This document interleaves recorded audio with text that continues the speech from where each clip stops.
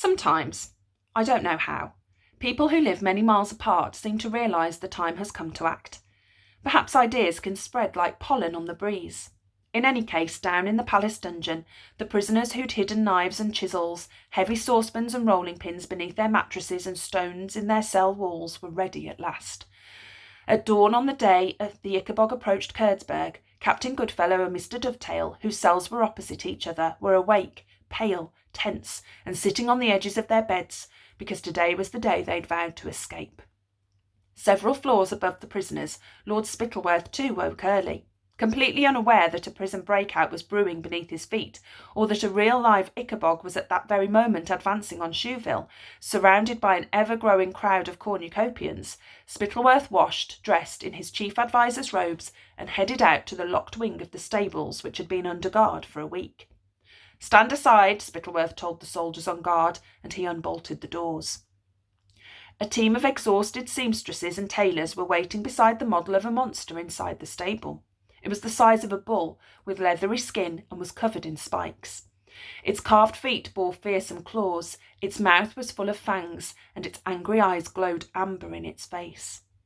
The seamstresses and tailors watched fearfully as Spittleworth walked slowly around their creation. Close up you could see the stitching, tell that the eyes were made of glass, that the spikes were really nails pushed through the leather, and that the claws and fangs were nothing but painted wood. If you prodded the beast, a trickle of sawdust ran from the seams. Nevertheless, by the dim light of the stables, it was a convincing piece of work, and the seamstresses and tailors were thankful to see Spittleworth smile. "It will do, by candlelight at least," he said. "I'll simply have to make the dear king stand well back as he looks at it. We can say the spikes and fangs are still poisonous." The workers exchanged relieved looks. They'd been working all day and night for a week. Now at last they'd be able to go home to their families. "Soldiers," said Spittleworth, turning to the guards, "take these people away. If you scream, you'll be hurt." While the team that had made the stuffed Ickabog was dragged away by the soldiers, Spittleworth went upstairs, whistling, to the king's apartment, where he found Fred wearing silk pyjamas and a hairnet over his moustache, and Flapoon tucking a napkin beneath his many chins. "Good morning, your majesty," said Spittleworth with a bow. "I trust you slept well. I have a surprise for you today. We have succeeded in having one of the Ickabogs stuffed. I know your majesty was eager to see it." "Wonderful, Spittleworth," said the king, "and after that we might send it around the kingdom to show the people what we're up against." "I would advise against that, sire," said Spittleworth, who feared that if anybody saw this stuffed Ickabog by daylight, they'd be sure to spot it was fake. "We wouldn't want the common folk to panic. Your majesty's so brave that you can cope with the sight." But before Spittleworth could finish, the doors to the king's private apartments flew open, and in ran a wild-eyed, sweaty Basher John, who'd been delayed on the road by not one but two sets of highwaymen. After getting lost in some woods and falling off his horse while jumping a ditch, and then being unable to catch it again, Basher John hadn't managed to reach the palace much ahead of the Ickabog.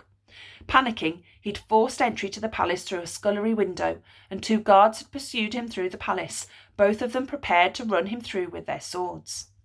Fred let out a scream and hid behind Flapoon. Spittleworth pulled out his dagger and jumped to his feet. "There's an Ickabog!" panted Basher John, falling to his knees. "A real live Ickabog! It's coming here with thousands of people! The Ickabog! It's real!" Naturally, Spittleworth didn't believe this story for a second. "Take him to the dungeons," he snarled at the guards, who dragged the struggling Basher John from the room and closed the door again. "I do apologise, sire," said Spittleworth, who was still holding his dagger. But before Spittleworth could say any more, two more men came bursting into the king's private apartments. These were Spittleworth's Shoeville spies, who'd had word from the north about the Ickabog's approach. But as the king had never laid eyes on them before, he let out another terrified squeal. "My lord," panted the first spy, "there's an Ickabog coming this way." "And it's got a crowd with it," panted the second. "It's real." "Well, of course the Ickabog's real," said Spittleworth, who could hardly say anything else with the king present. "Notify the Ickabog Defence Brigade. I shall join them shortly in the courtyard, and we'll kill the beast." Spittleworth ushered the spies to the door and thrust them back into the passageway, trying to drown out their whispers of, "My lord, it's real, and the people like it."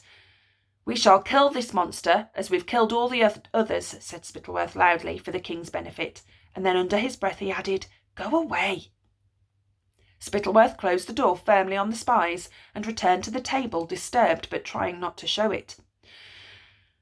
Flipoon had a vague idea that Spittleworth must be behind all these people rushing in and talking about live Ickabogs, so he wasn't frightened in the slightest. Fred, on the other hand, was quivering from head to foot. "Imagine the monster showing itself in daylight, Spittleworth," he whimpered. "I thought it only ever came out at night." "Yes, it's getting far too bold, isn't it, Your Majesty?" said Spittleworth. He had no idea what this so-called real Ickabog could be.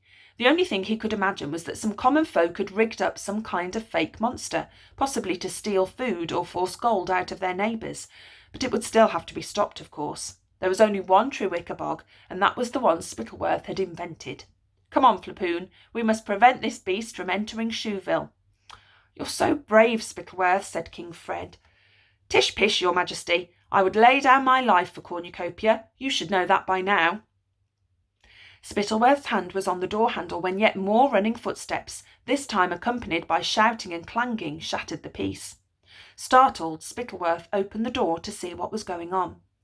A group of ragged prisoners was running towards him. At the head of them was the white-haired Mr. Dovetail, who held an axe, and burly Captain Goodfellow. Right behind them came Mrs. Beamish, her hair flying behind her as she brandished an enormous saucepan, and hot on her heels came Millicent, Lady Eslander's maid, who held a rolling pin. Just in time, Spittleworth slammed and bolted the door. Within seconds, Mr. Dovetail's axe had smashed through the wood. "Flipoon, come!" shouted Spittleworth, and the two lords ran across the room to another door, which led to a staircase down to the courtyard. Fred, who had no idea what was going on, who'd never even realised that there were 50 people trapped in the dungeon of his palace, was slow to react. Seeing the faces of the furious prisoners appear at the hole Mr. Dovetail had hacked in the door, he jumped up to follow the two lords, but they, interested only in their own skins, had bolted it from the other side. King Fred was left standing in his pyjamas with his back to the wall, watching the escaped prisoners hack their way into his room.